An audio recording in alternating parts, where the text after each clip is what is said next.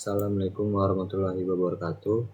Perkenalkan, nama saya Novi Hamda dari Prodi Sistem Informasi UT Jakarta dengan Fakultas Sains dan Teknologi dengan nomor induk mahasiswa 0556343375. Di sini saya akan mengerjakan tugas 1, algoritma dan pemrograman, yang dimana membuat rangkuman yang bahan dan materinya dari internet tentang algoritma dan dunia pemrograman komputer dengan spasi 1,5 dibuat pada Microsoft Word dengan daftar pustaka minimal 5. Dan B, sejarah Java dan perkembangan sampai saat ini. Untuk soal nomor 2, buatlah algoritma dalam bentuk flowchart dan prosedur code kasus berikut. Pada sebuah perusahaan dengan 3 golongan karyawan, yaitu jika golongan A gaji 5 juta, jika golongan B gajinya 6.500.000, dan C jika golongan gajinya 9.500.000. Dan di sini saya sudah membuat diagramnya melalui Draw.io, yang dimana input golongan sesuai pada kasus tugasnya. Dan golongan A gaji pokok 5 juta, dan golongan B gaji pokok 6.500.000, dan golongan C gaji pokok 9.500.000. Jika karyawan tersebut lembur, maka mereka dibayar per jam dengan ketentuan sebagai berikut. Jika karyawan lembur 1 jam, maka gaji lemburnya 30% dari gaji pokok.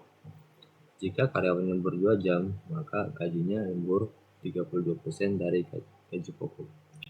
Jika karyawan lembur 3 jam, maka gaji lemburnya 34% dari gaji pokok. Jika karyawan lembur 4 jam, maka gaji lemburnya 36% dari gaji pokok. Jika karyawan lembur di atas 5 jam, maka gaji lemburnya 38% dari gaji pokok. Input pada flowchart dan prosedur code adalah golongan dan jam lembur. Output jumlah penghasilan, gaji golongan, tambah gaji lembur. Dan ini jam-jam lemburnya sesuai dari golongan lembur 1 jam, gaji lembur sama dengan gaji pokok 30%. Lembur 2 jam, gaji lembur sama dengan gaji pokok 32%. Lembur 3 jam, gaji lembur sama dengan gaji pokok 34%. Lembur 4 jam, gaji lembur sama dengan gaji pokok 36%.